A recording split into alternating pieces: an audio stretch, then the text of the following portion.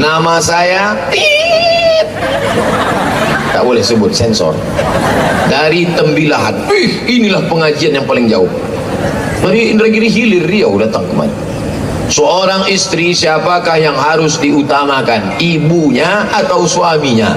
Karena surga terletak di bawah kaki ibu. Suami yang baik tidak akan memberikan pilihan kepada istrinya dengan berkata, kau pilih emakmu atau aku. Suami yang baik akan berkata, kau dibesarkan emakmu 9 bulan 10 hari dalam perutnya, engkau disusukan emakmu 2 tahun lamanya, engkau dilahirkan emakmu meregang nyawa, maka uruslah emakmu dulu, adapun aku untuk 2-3 hari ini bisa aku buat kopi sendiri, tapi jangan kau lama-lama, nanti ku cari yang lain. Makanya bu, kalau nanti datang anak lajang meminang anak ibu, yang ditengok pertama din agamanya, yang kedua khuluqahu, akhlaknya, supaya ibu tidak dibagi-baginya. Ini saya yakin dan percaya laki-laki yang berkata kau pilih emakmu atau pilih aku, ini orang tak ngaji. Kalau dia ngaji, dia kalahkan emosinya. Dia tahu bahwa aku berjumpa dengan anak gadis ini setelah dia berumur 22 tahun, 23 tahun, 25 tahun. Adapun sebelum itu, 2 jari tapak kaki binimu itu dibesarkan oleh perempuan yang tua ini. Lahir dia sejengkal panjangnya, merengek menangis siang dan malam. Berapa kali dia tak jadi sholat tahajud gara-gara binimu yang tak pula cantik itu. Berapa kali mereka tak jadi sholat duha gara-gara binimu itu bayi kencing. Sekarang kau suruh kasih pilihan, ikut aku atau emakmu. Kau siapa bro? Sadar diri, tahu diuntung wahai laki-laki. Memang kau mulia, memang kau hebat. Ar-rijal, laki-laki, qawwamuna 'alan nisa, menjadi pemimpin bagi perempuan. Tapi ingat, mereka berjasa dalam kehidupannya. Makanya ibu carilah menantu yang baik-baik. Di mana menantu yang baik itu? Tak jauh dari kalian bu, hanya jarak 5 cm dekat-dekat. Mudah-mudahan yang lajang-lajang nih dapat gadis yang solihah-solihah. Yang bilang amin, yang belum nikah. Anak udah 5, amin. Apa lagi kalian cari? Anak udah, bini udah, tinggal mati aja lagi. Nah, oleh sebab itu makanya nanti kalau datang anak lajang meminang, jangan tengok mobilnya, jangan tengok motornya. Ini kadang perempuan ini salah ibu juga. Ibu asyik menengok, inilah dia bang, inilah dia. Ini memang ini neng Pajero Sport nih, aku tengok tadi malam dalam istiqoroh. Jangan buru-buru bu, nanti dibaginya ibu, pilih aku atau pilih makmu. Tapi kalau dia taat agamanya, baik dia, insya Allah tak akan disia-siakan. Kau dari mana? Aku dari Pondok Pesantren Tahfiz Quran Lubuk Sikaping. Masuklah. Insya Allah mati bu, dia membacakan 30 juz. Keluarlah duit. Saya punya saudara yang telah bercerai dengan istrinya, namun anaknya ada 2. Wajibkah ia memberi belanja pada anaknya sementara pihak dari istrinya tidak menerima niat baik dari saudara saya tersebut? Bagaimana solusinya Pak Ustadz? Laki-laki punya 5 kewajiban pada perempuan. Yang pertama, kasih makan. Ibu udah makan? Yang kedua, kasih pakaian. Tak perlu saya tanya, udah berpakaian. Karena di tempat lain banyak laki yang tidak menyiapkan pakaian untuk bininya. Bini tinggi 170, dibelikannya kain 50 cm. Yang ketiga, tempat tinggal. Ibu nanti pulang tempat tinggal yang layak. Yang keempat, pendidikan. Ibu dididiknya agama Islam, baca Quran. Yang kelima, perhatian. Diperhatikannya ibu. Banyak perempuan-perempuan yang tidak diperhatikan suami, akhirnya mencari perhatian orang lain. Itulah yang mukanya sebelah hijau sebelah biru. Dipakailah sepatu tumitnya 15 cm, kecil sebetulnya. Dia yang pakai, kita yang takut. Menengok dia lewat, nah itu ciri-ciri perempuan yang kurang perhatian, minta diperhatikan orang lain. Oleh sebab itu maka yang 5 ini, nafkah, makan, zahir, batin. Kalau ibu bapak na'udzubillah berpisah, apakah anak itu juga wajib diberi nafkah? Wajib diberi nafkah sampai dia mampu, sampai dia nikah. Andai dia sudah nikah tidak juga mampu, tetap ibu bapak beri dia. Tapi keluarga istriku tak mau menerima, Pak Ustaz. Buatkan rekening untuk anakku di Bank Nagari Syariah. Apakah Bank Nagari awak? Mudah-mudahan Bank Nagari awak capek berubah menjadi Bank Syariah. Amin. Buatkan rekening untuk anak nomor 1, rekening untuk nomor 2, kirim tiap bulan. Andai sekarang dia tak nerima, mungkin dia sedang kaya, sampai masanya tidak susah, ditanya, mana untukku? Selama ini kau tak kirim. Anakku, ku kirim, cuman keluarga makmu tak mau. Ini dia. Oh ayah baik ya. Bagaimana menyikapi suami yang selalu jutek, kasar, dan menyakitkan? Memang dari awal sudah begitu. Kenapa mau nikah sama dia? Tapi anehnya dia bisa lembut dan manis kalau sama kawan-kawannya. Kalau pergi ke rumah makan sama kawannya, tumpah jus, tumpah. Tenang bro, kita pesan satu lagi. Yos mbak, tolong bersihkan. Kalau sama kawan, kalau sama bininya, kemana mata kau tuh? Nanti 20 tahun lagi, 30 tahun lagi kau akan kena jantung koroner. Sekarang kau pasang cincin di sini, nanti cincin di sini. Mulai kau kena diabetes mellitus, mulai darah tak normal naik ke otak, stroke mati sebelah. Kira-kira yang akan menyuapkan bubur ayam kawan yang tadi atau bini tadi? Dia menjawab. Mikirnya jangan sekarang mas bro, mikirnya 30 tahun akan datang. Dialah yang akan menyuap nanti. Bang, makan ya bang. Kalau kau baik sekarang, tapi kalau kau macam tadi, makan. Saya bukan nakut-nakuti ya. Potong video ini, viralkan di Instagram, kirim ke suami ibu ini. Kita doakan dia dapat hidayah. Apa hukumnya bagi perempuan mengurus orang tua kita yang renta? Apa hukumnya bagi kita perempuan mengurus orang tua kita renta? Apa jalan keluarnya jika suami tidak menyetujui orang tua berada di rumah kita? Oh, Masya Allah. Itulah kalau nasib dapat laki Fir'aun. Orang tuamu, mertuamu sama. Orang tuamu membesarkan engkau dari kecil sampai tua. Sedangkan mertuamu dibesarkannya anak itu, disusukannya 2 tahun, dilahirkannya meregang nyawa. Setelah cantik besar 25 tahun diserahkannya kepada engkau bulat-bulat. Kau cuma bawa seperangkat alat sholat dan kitab suci Al-Quran, tak pernah dibuka sampai mati. Mau dia engkau menerima? Dulu waktu kau datang meminang tak bawa apa-apa, mau dia menerima engkau. Sekarang di hari tuanya dia sakit, kau tak mau menerima. Laknat Allah untukmu. Wahai para suami-suami yang tak mau menerima mertuanya, maka taubatlah taubat nasuha. Adapun anak perempuan ini kau pikir baik-baik. Kalau kau masih berpikir bisa melanjutkan, dudukkan, musyawarahkan. Tapi kalau tidak, ini kau jumpa suamimu setelah engkau dewasa 25 tahun. Ini orang tuamu membesarkanmu, menyekolahkanmu, mengasih kau makan. Andai kau gendong dia dari simpang 3 ke Makkah bolak-balik, belum tentu dapat membalas budi baik hidupnya.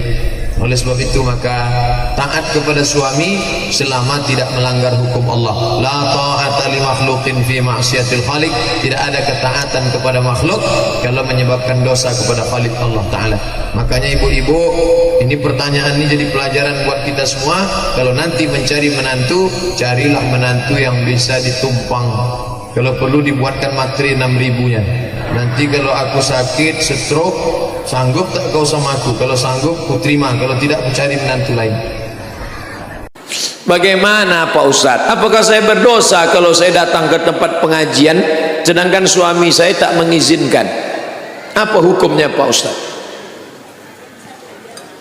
Perempuan yang ini Fir'aun level 2, yang tadi level 4 tinggi, VVIP, very important Fir'aun. Ini sekedar melarang pengajian aja, agak bawah sedikit. Jangan-jangan mereka satu meja gaple.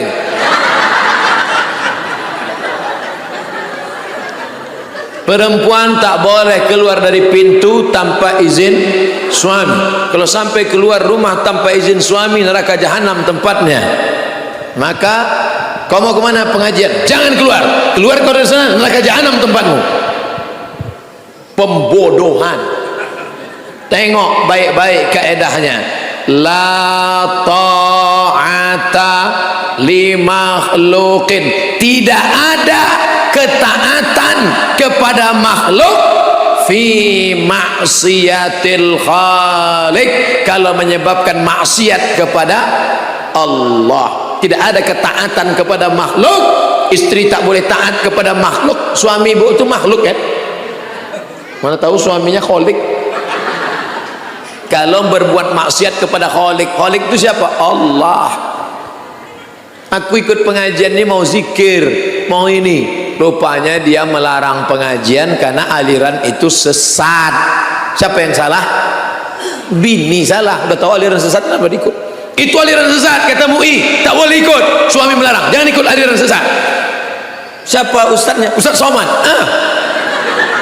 Apa pula Ustadz Somad? Sesat. Hukum ucapan talak 3 sekaligus. Talak 3 bisa jatuh dengan 3 cara. Pertama, aku talak, engkau talak, 3 jatuh. Yang kedua, talak 1 diulang 3 kali. Aku talak, aku talak, aku talak. Macam iklan. Aku talak, aku talak, aku talak, jatuh 3. 3, menjatuhkan talak lebih dari 3. Saking marahnya, ku talak engkau talak 1000. Itu jatuh talak 3. Ku talak engkau sebanyak buih laut, sebanyak bintang di langit, itu jatuh talak 3. Kalau sudah jatuh talak 3, tidak boleh merujuk lagi sampai ibu nikah dengan laki-laki lain. Dan biasanya kalau sudah jatuh talak 3, tak ada perempuan yang lebih cantik daripada jendol lambu. Maka muncullah apa yang disebut dengan nikah Cino Buto. Karena sudah jatuh talak 3, tidak halal kecuali dia nikah lagi. Itulah maka dicari Cino Buto zaman dulu. Dicari Cino Buto. Maka disebut nikah Cino Buto. Cino Buto, mau tak nikah sama mantan istri saya? Tapi jangan kau pegang-pegang. Nah, kasih. Aku nikah dengan tunai. Sesudah diakad sampai mati tak diceraikannya. Tahankan. Apabila seorang anak dilahirkan seorang ibu Islam, ayahnya kafir, mereka bercerai, sedangkan anaknya dibesarkan agama Islam, apakah anak tersebut mualaf atau tidak? Tidak ada pernikahan muslimah dengan kafir, tak ada. Tidak ada pernikahan muslimah dengan kafir. Itu catatan di catatan sipil tak laku dalam Islam. Kompilasi hukum Islam Indonesia berdasarkan mazhab Syafi'i, laki-lakinya harus Islam, perempuannya harus muslimah. Maka tidak ada itu pernikahan. Maka artis-artis yang menikah beda agama berzina, neraka jahanam tempatnya kalau tak taubat nasuha. Mesti dia berpisah. Kalau menikah dulu masuk Islam si laki, setelah nikah 2 tahun dia pun murtad, fasah, tak boleh lagi serumah. Kalau tetap serumah, takut sama azab Allah apa takut tak makan? Ini mesti dijaga akidah kita. Anak-anak kita mudah-mudahan selamat dari mu'alaf abal-abal yang pura-pura masuk Islam. Anaknya bagaimana? Kalau anaknya dari kecil sudah bersyahadat, maka dia masuk Islam, tidak perlu lagi diislamkan. Tapi kalau anaknya ragu-ragu, kemarin kami di Batam selesai sholat Jumat, datang perempuan mau masuk Islam. Saya bilang syahadat saja, saya mau masuk Islam kalau yang membimbing syahadatnya Ustadz Somad gitu. Nah, berat nih. Bersyahadat, orang balik syahadat masuk Islam. Tapi kalau sudah jelas dari kecil Islam, maka dia memang sudah muslimah. Bila seorang istri selingkuh menghasilkan anak, dia tetap dengan suaminya, tapi suami tak mengetahui anak tersebut adalah anak hasil selingkuhannya. Bagaimana status binti anak tersebut? Bagaimana hubungan anak selingkuhan dengan anak dari suaminya yang sah? Apa yang dilakukan apabila si istri bertobat? Maka si istri bertobat, tobat nasuha. Ingat, perempuan yang berzina sudah menikah. Asyaikhu wasyaikhatu, laki-laki perempuan yang sudah menikah, idza zanaya, kalau dia berzina, farjumuhumal batta, maka hukumnya rajam, mati. Anak anak zina tidak dapat ditetapkan sebagai anak kandung, karena kandung tak kandung ditetapkan berdasarkan akad, bukan berdasarkan zina. Zina tak menghasilkan apa-apa. Akadlah yang membedakan antara jual beli dengan riba. Akadlah yang membedakan antara hubungan Islam dengan tak Islam. Aku nikahkan engkau dengan anakku dengan mahar sebentuk cincin emas tunai. Setelah itu berhubungan, baru ada hubungan nasab. Adapun DNA tak laku dalam Islam. Air liur sudah dibawa, darah sudah dibawa, rambut sudah dibawa. Tunjukkan hasil DNA positif, tak laku dalam Islam. Karena yang dilihat itu akad, bukan urat. Akadnya itu yang ditengok, itu yang dilihat. Nah, bukan DNA, bukan golongan darah. Ceramah Ustadz menyampaikan bahwa seorang yang menikah siri, si istri tak bisa nikah lagi apabila ditinggal sama suami. Betul? Sampai mati, sampai mati. Pertanyaan saya, apakah nggak bisa nikah juga lagi walaupun udah ditalak melalui telepon?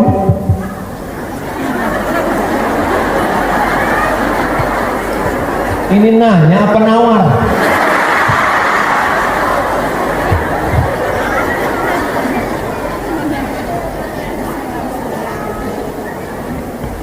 Aku talak engkau, aku ceraikan engkau melalui telepon.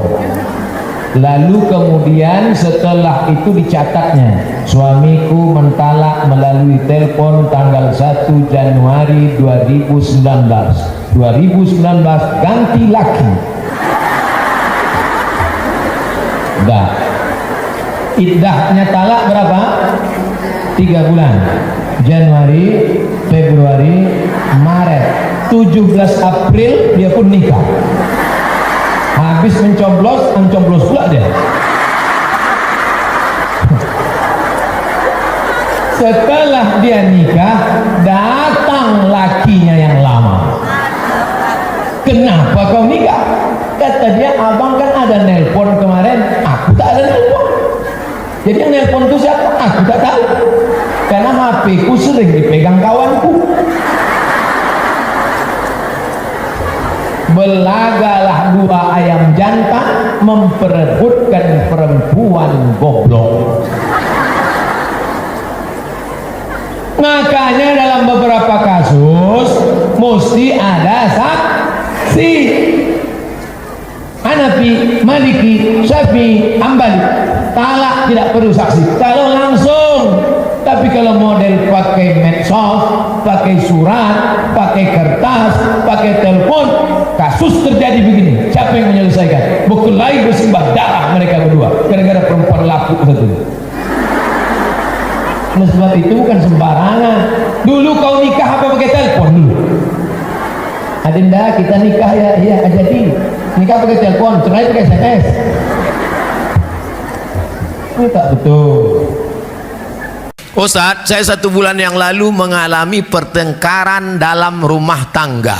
Sebulan yang lalu. Dalam pertengkaran itu spontan saya ucapkan talak 3. Metik ini.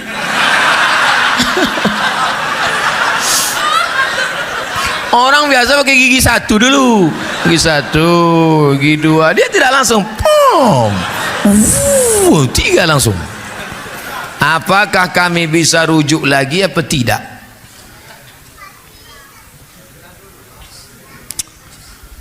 Ini kadang yang bertanya begini, anak lajang belum nikah pula. Oh, ini dia udah nikah. Kata dia sebulan yang lalu. Begini ceritanya saudaraku. Tolak itu 1 dulu. Setelah tolak 1, maka ada iddah 3 bulan. Iddah 3 bulan. Kalau dalam masa iddah 3 bulan itu kau balik, namanya rujuk. Cara rujuknya Pak Ustadz, kau ketuk pintu kamarnya, kau katakan I back to you my dear.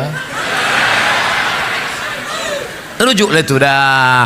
Makanya orang yang menjatuhkan talak itu bukan berarti diusirnya dari rumah. Jangan kau keluarkan dari rumah, sekedar pisah tempat tidur saja.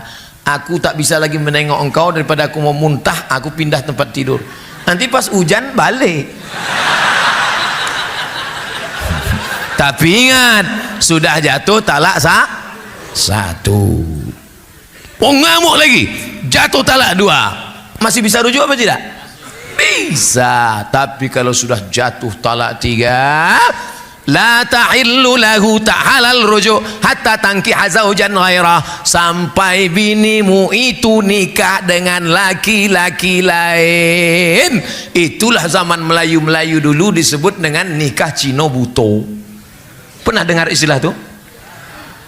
Itulah orang zaman sekarang ini. Dulu orang kalau sudah dijatuhkannya talak 3, dia tak bisa balik lagi, maka dicarinya lah dulu Cino-Cino tua buto. Lu carinya, kau sini sebentar, mau kau nikah bini aku, tapi yang kau tengok, yang kau pegang-pegang, oe kata. Ini nikah Cina buto. Itu nikah itu tak boleh. La'anallahul muhallil wal muhallalah. Allah melaknat laki-laki yang mencarikan laki-laki untuk menikahi jandanya supaya dia halal untuk menikah lagi, tak boleh. Nah, ini sekarang pulang nanti kau walimu bertanya ke lakimu itu, dulu waktu dia jatuhkan tolak metik langsung 3 ini, apakah dia dalam keadaan sadar atau marah? Kalau dia dalam keadaan marah, emosi sampai menggeletar sampai hilang kesadaran, talak 100. Maka kalau sedang marah namanya talakul ghadab, tolak tak jatuh. Tanya, kau marah apa tidak? Iya Pak Ustaz, saya marah waktu itu. Saya marah. Maka tak jatuh, akan datang jangan lagi marah-marah. Memang marah menyelesaikan masalah. Kalau marah menyelesaikan masalah, kumpul kita se-Indonesia hari marah nasional. Assalamualaikum Pak Ustaz. Waalaikumsalam. Doa tabrak. Tabrak. Doa terbaik dari keluarga kami untuk umum Ustaz. Dikarenakan istri saya bertanya kepada saya sebelumnya, apakah sedekah saya selaku suami yang berbentuk apapun kepada orang lain, padahal pahalanya mengalir kepada istri yang bersedekah suami, pahalanya mengalir tak ke bini. Bang, abang tadi sedekah untuk pesantren tahfiz Quran Lubuk Sekaping. Iya, berkuranglah belanja kita bulan ini. Mengalir untuk kau Adinda. Iya apa tidak tuh bang? Nanti ku tanya Ustaz Somad dulu ya. Mengalir tak Pak Ustaz? Mengalir. Yang penting ibu ridho, ikhlas, mengalir.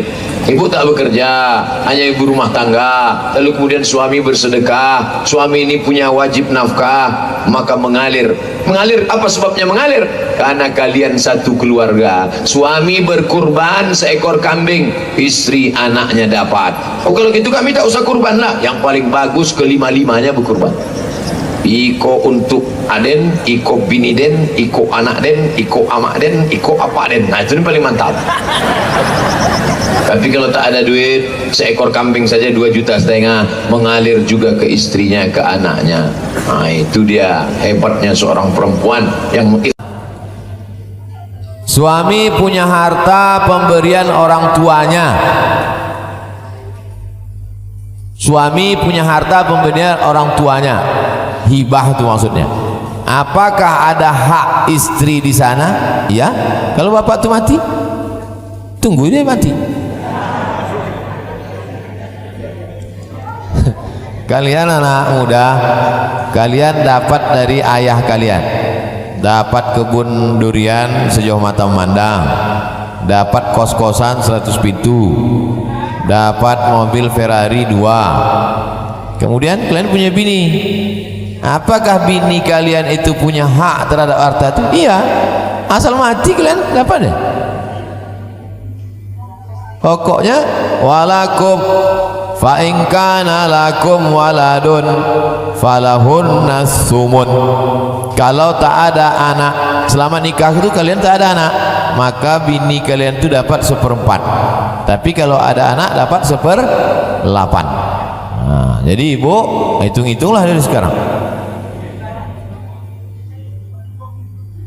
Pak Ustaz, ada sepasang suami istri tak punya anak, kemudian istri meninggal duluan, harta seperti cincin, kalung, baju istri diambil oleh saudara-saudara istri. Tak lama kemudian suami pula mati. Saudara dari laki-laki memeriksa aset dimiliki oleh suami istri, ternyata mereka memiliki hutang yang cukup banyak. Aset yang mereka miliki sebuah rumah sebidang tanah. Bagaimana tindakan dari keluarga suami menurut Pak Ustaz? Kalau si istri meninggal, harta istri diambil suami setengah, Sisa yang setengah dibagikan kepada keluarga istri karena anak tak ada, laki-laki 2 kali bagian. Nah, setelah itu meninggal pula suami, maka ditutupkanlah hutang dari harta warisan tadi. Begitu caranya. Saya ulang balik. Meninggal istri, harta si istri setengah untuk suami, yang setengah lagi bagikan kepada saudara-saudara kandungnya, laki-laki 2 kali bagian. Meninggal suami, ada tinggal banyak utang, dibayarkan dari tirka, dari harta warisan yang. Apa yang harus dilakukan kalau suami melarang sholat, puasa, baca Quran dan berhijab? Berarti laki kau Fir'aun.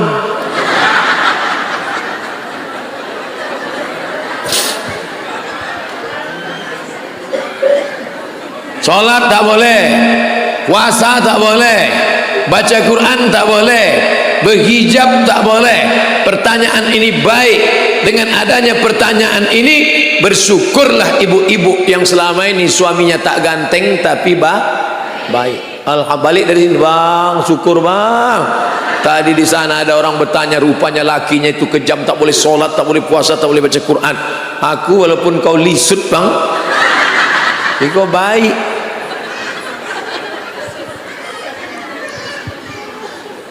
Apa yang bisa dilakukan? 1, ibu lapor sama wali. Wali ibu ada 6. Yang pertama ayah, yang kedua atuk, yang ketiga abang, yang keempat adik, yang keenam abang ayah, yang ketujuh, yang keenam pakcik. 6 ini salah satunya atau 6-6-nya sekalian. Panggil Fir'aun. Fir'aun, sini kau sebentar. Ini anak gadis kami ini dulu kau pinang dengan syahadat, dengan kalimat Allah. Kenapa sekarang kau larang sholat, kau larang puasa, kau larang baca Quran, kau larang pakai hijab? Mudah-mudahan dia berubah, amin. Kalau dia tidak berubah, maka ibu punya hak. Nama haknya khulu'. Khulu' artinya minta lepas. Kalau laki-laki yang melepaskan namanya talak, kalau perempuan minta lepas namanya khulu', kalau hakim yang melepas namanya fasakh. Maka ibu punya hak. Perempuan itu bukan lemah, makanya perempuan jangan mau nikah siri. Nikah siri tak bisa khusyuk, tak bisa khulu', karena tidak ada hitam di atas putih. Tapi kami tidak ingin ibu khulu'. Kita sama-sama berdoa nanti mudah-mudahan suami-suami yang begini lembut hatinya diizinkannya ibu yang 4 ini. Sholat, puasa, baca Quran, berhijab. Kau jangan pakai jilbab. Rambutmu mesti buat macam durian. Warnanya 3, merah, kuning, kelabu. Kalau jumpa sama aku jangan salaman. Kita anak Fang. Sehat bang? Kertas terakhir. Ada lagi. Saya sudah berpisah dengan suami saya 2 tahun lebih. Dia pergi tanpa kabar. Terus dia pergi tanpa kabar. Sesudah itu dia balik lagi. Sesudah 2 tahun tak ada kabar tadi, balik dan datang lagi. Apakah dia masih sah suami saya? Masih? Ada yang mengatakan, ada yang mengatakan tidak. Ikhtilaf nampaknya ulama mazhab ini. Selama si suami tidak menjatuhkan talak, maka itu masih istrinya. Setuju? Setuju. Ada yang lain? Ada satu lagi. Selama istri tak menggugat ke pengadilan. Itu yang Bapak maksud nafkah tadi. Karena si suami sudah diikat dengan syirat ta'liq. Kalau suami saya tidak memberikan nafkah zahir dan batin selama 6 bulan lamanya, lalu istri melapor ke pengadilan agama, tapi selama 2 tak terwujud, istri tak ada melapor ke pengadilan, suami tak ada menjatuhkan talak, maka statusnya tetap istri. Jelas? 2 yang menyebabkan putus.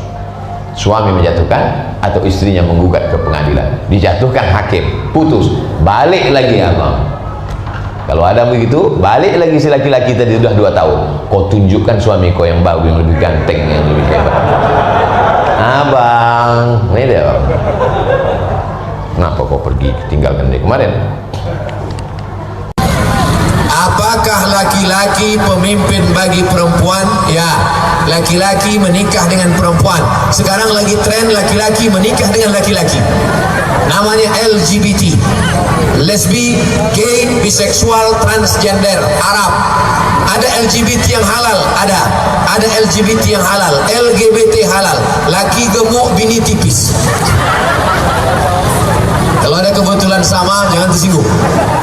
Bagaimana kalau dalam mencari nafkah lebih besar gaji istri atau suami tak bekerja?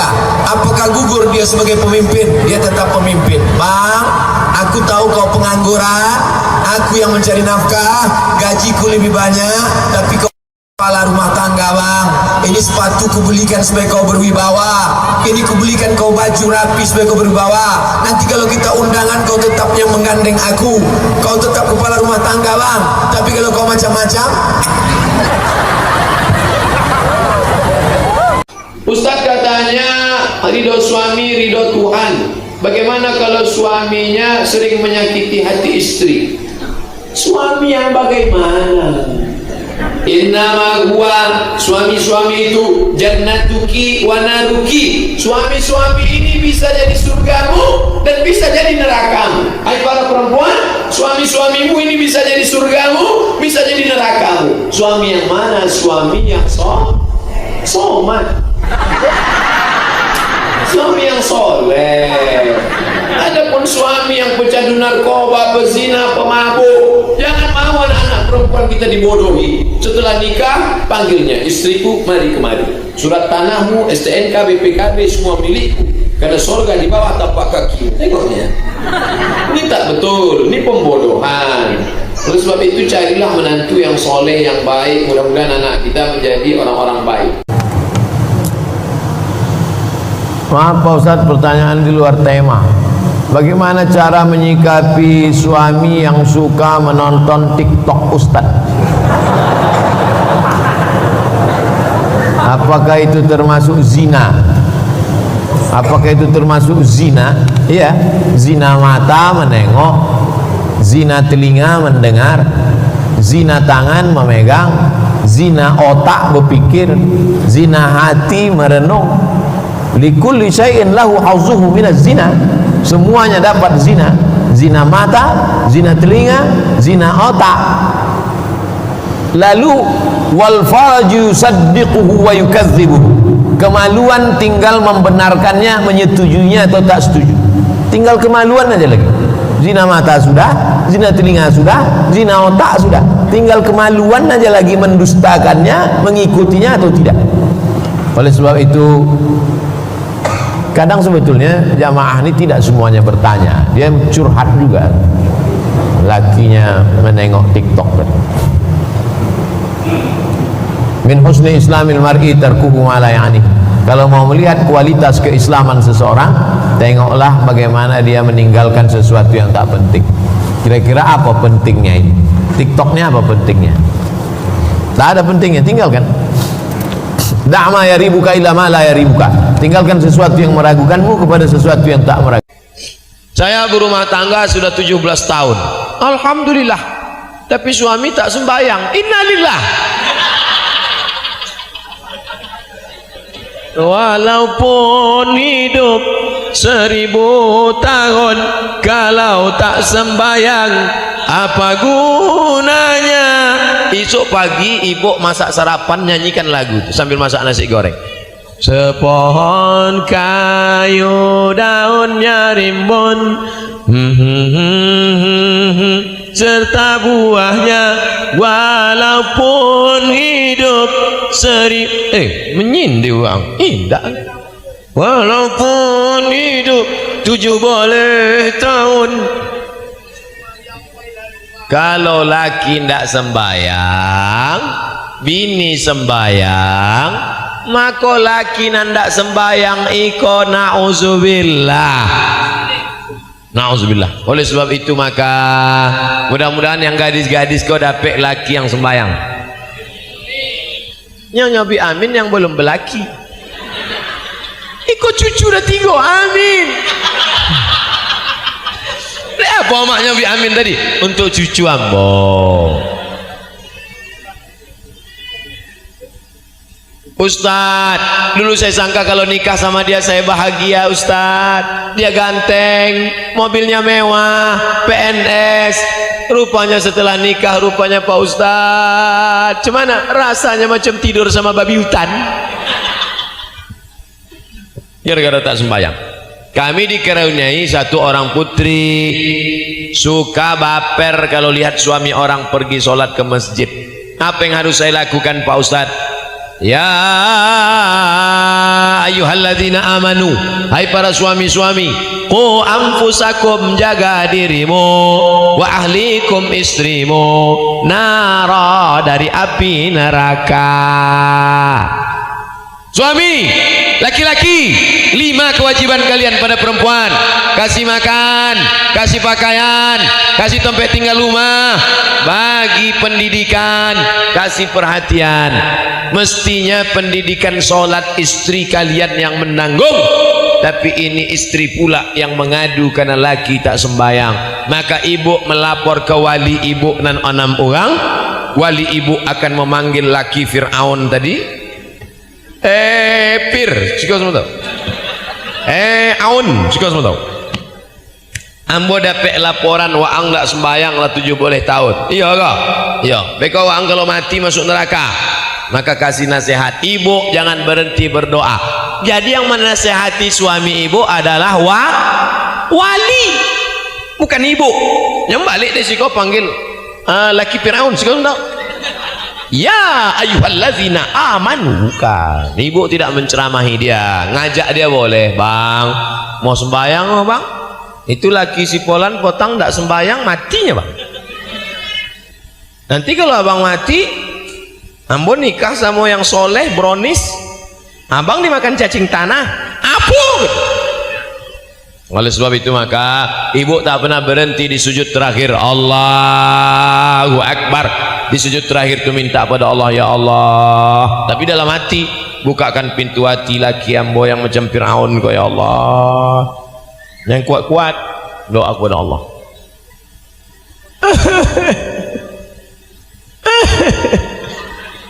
Tentunya bertanya, apa doa nan sedih betul? Ada deh. Apa doa tadi? Mau dengar suara bunyinya? Iya. Ya Allah, laki yang boleh 17 tahun tak sembahyang, ya Allah. Itu bunyinya tadi. Ad-doa silahul mu'min. Doa senjata orang yang insya Allah iko nanti gadih-gadih lakinya soleh-soleh. Apa hukum istri bekerja? Dan apa definisi suami mampu? Perempuan bekerja apa hukumnya? Dijawab oleh Syekh Atiyah Saqar dalam kitab Fatawa Al-Azhar. Hadisnya, ketika Asma mengambil makanan onta, diletaknya di atas kepala, Nabi menengok Asma. Seandainya perempuan tak boleh bekerja, pasti kata Nabi, hei Asma, pulang rumah. Tapi Nabi ikut membantu mengangkatkan. Asma itu ipar Nabi. Itu dalil perempuan boleh bekerja dengan syarat dan ketentuan berlaku. Pertama, izin suami.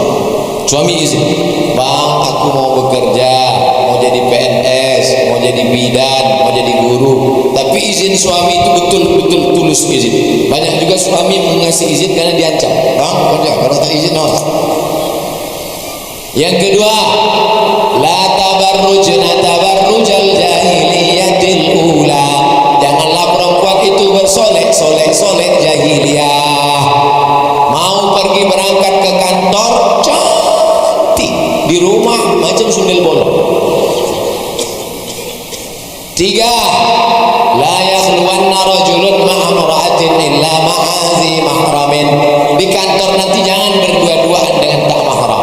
Pegawai yang lain pergi berdua-duaan, asik curhat cerita, witing trisno jalaran suko kulino.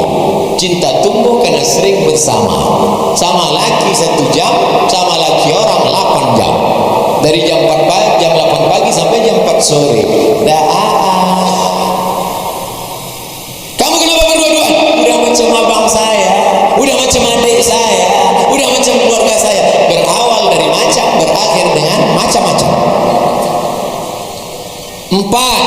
La tusafiranna murahatun, tidak boleh musafir keluar kota studi banding pergi dengan bapak kepala dinas, kepala kantor, kepala badan untuk kawan ini, kawan sekantor, pergi sana dengan tidak mahram.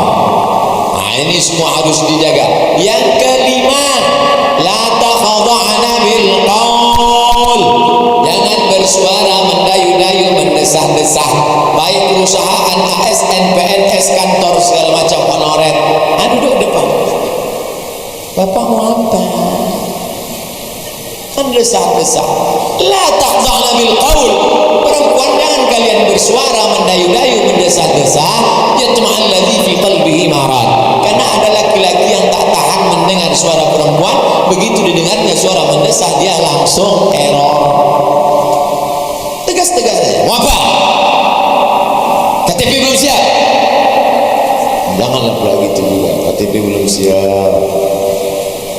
Normal-normal saja. Artinya memang profesionalisme kerja.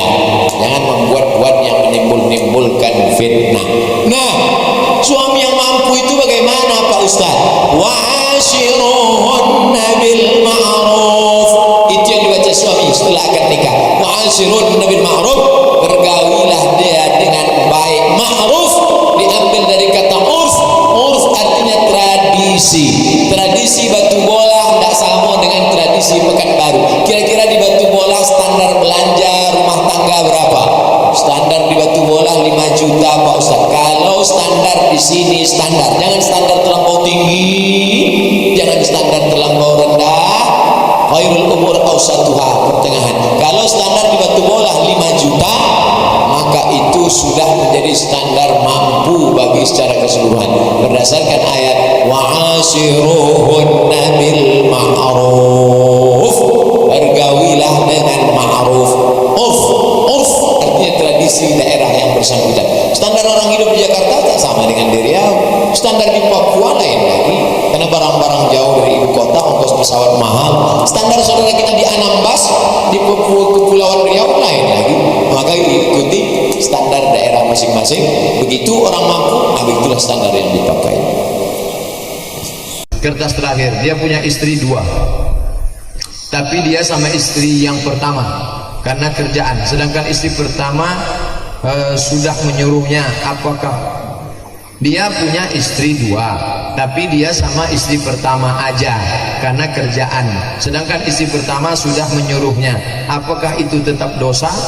Orang yang tidak adil sama istrinya nanti di akhirat bangkit hari kiamat bahunya mereng sebelah. Kalau nanti pas kita bangkit dari kubur nampak mereng, tahu lah yang dulu tuh kan. Mudah-mudahan bapak menjadi orang-orang yang adil di antara istri-istrinya. Tak ada yang berani mengaminkan. Ala hazihin niyah alfa. Apa hukumnya kalau suami tak mau sholat? Banyak betul lah kita sembahyangnya.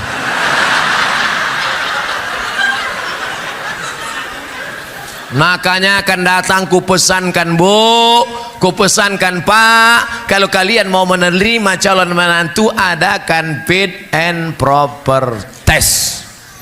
Ketua panitia Pak Kapolsek, tim audisi dari luar provinsi Abdul Somad LCMA.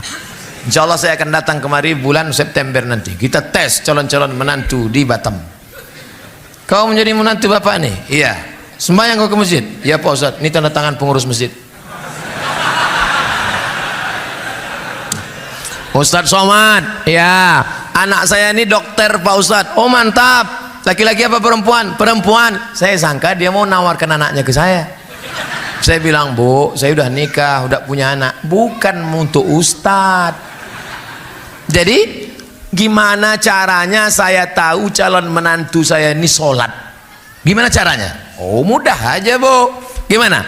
Ajak dia jumpa hari Jumat jam 12.15. Assalamualaikum bang, ya bisa kita makan siang nanti hari Jumat jam 12.15. Mohon maaf Adinda, aku tak bisa melalaikan panggilan Allah, aku mau sholat Jumat. Terima, tapi soal ini tak bisa lagi dipakai, udah bocor. Ini sekedar sampel saja, kalau mau nanti saya banyak soal-soal lain, nanti kita nanti kita kasih, tenang. Nah, kau cari dunia, kau nikahkan anak gadismu kepada dia. Kenapa? Karena rumahnya mewah, karena mobilnya cantik, karena dia pegawai.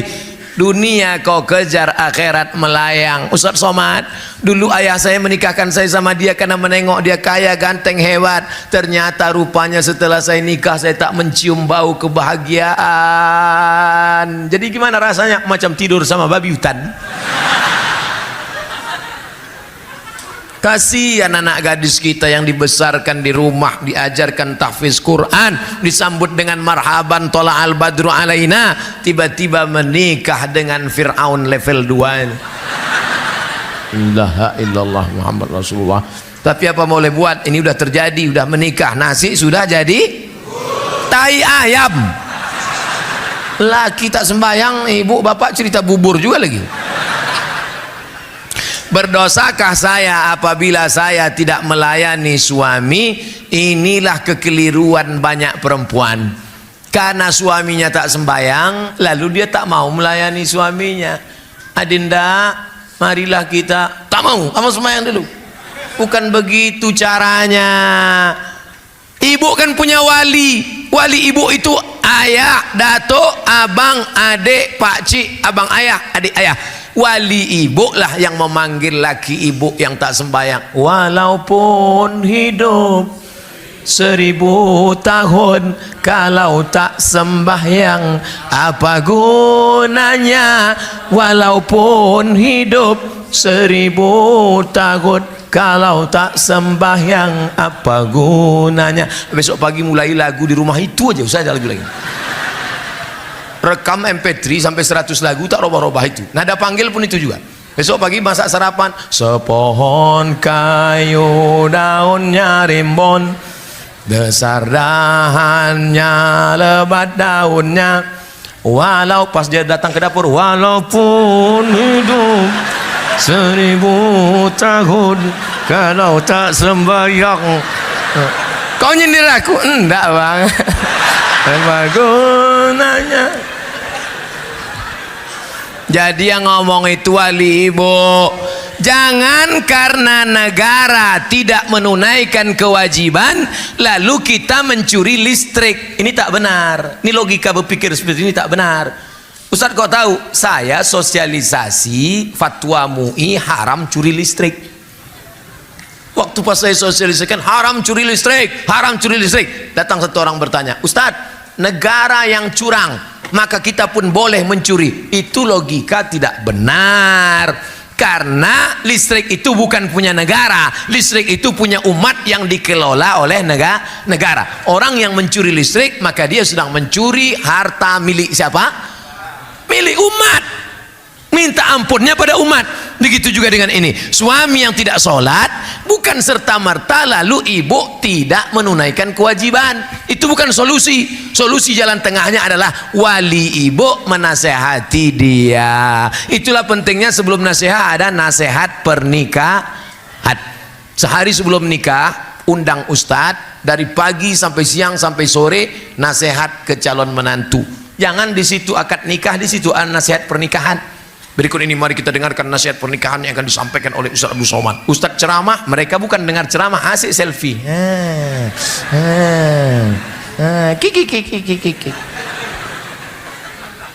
Karena saya pernah dengar dari ustaz lain, apabila suamimu tidak mau sholat, berarti kamu sama halnya berhubungan dengan setan. Makasih Pak Ustaz. Orang yang tak sholat itu dua. Yang pertama fasik, yang kedua kafir. Apa beda fasik sama kafir? Tanya dia, bang, abang kenapa tak sholat? Menurut saya sholat itu buang-buang waktu saja. Nah, itu kafir. Kalau begitu nanti jawaban suamimu, maka kau sudah fasakh dengan dia. Kalau suami menjatuhkan talak namanya talak. Kalau istri menggugat namanya khulu. Kalau otomatis dilepas hakim namanya fasah, karena suami sudah murtad. Tapi kalau ditanya, abang kenapa tak sholat? Aku sebetulnya tahu sholat itu wajib adinda. Kenapa tak sholat? Aku malas. Dia fasik. Wallahu la yahdil qaumal fasiqin. Allah tak berikan hidayah pada orang yang fasik. Ustadz yang bilang tadi suami ibu setan, dia geram aja itu. Bagaimana hukumnya jika seorang pengusaha wanita selalu berkomunikasi dengan mitranya yang kebanyakan lawan jenis laki-laki? Ibu-ibu yang wanita karir boleh berkarir dengan syarat dan ketentuan berlaku. Syarat yang pertama izin suami. Apa syarat pertama, Bu? Izin suami. Tapi izin suaminya itu memang betul-betul suaminya izin. Banyak juga sekarang suami itu mengasih izin karena dia tertekan. Nah, aku mau berkarir, izinkan. Kalau abang tak izinkan, bisa. Yang kedua, jangan campur aduk laki-laki sama perempuan. Jangan berdua-dua aja kalian di situ. Kok kenapa berdua satu ruangan sama dia? Dia udah macam abang saya, Pak Ustaz. Dia udah macam adik saya, Pak Ustaz. Berawal dari macam, berakhir dengan macam-macam. Tiga, jangan bersolek-solek jahiliyah. Ibu-ibu yang wanita karir, jangan sampai pipi kalian bedaknya 3 inci. Muka putih, tangan hitam. Ya, soleh macam biasa-biasa aja lah, yang normal-normal. Ustaz, aku ni muka aku pucat, Pak Ustaz. Kalau tak pakai bedak disangka orang aku sundel bolong. Itu boleh. Tapi sampai lipstick tebal. Di kantor macam artis, pas tiba ke rumah tak pakai makeup macam hantu. Jangan sampai.